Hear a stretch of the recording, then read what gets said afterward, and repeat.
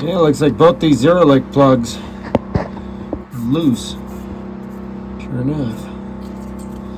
Alright, let's see what the seals look like. Of course, the seal's supposed to be the backup, remember?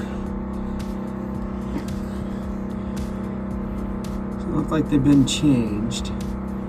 They're also not tight. Yep, one of the same zero link plug. So now what do we do? Blue Loctite to the rescue. Alright, let's get this done.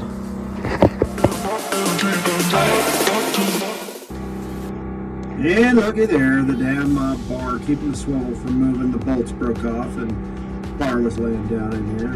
Just got it back in there, but 4 bolt holes there. It only used 2.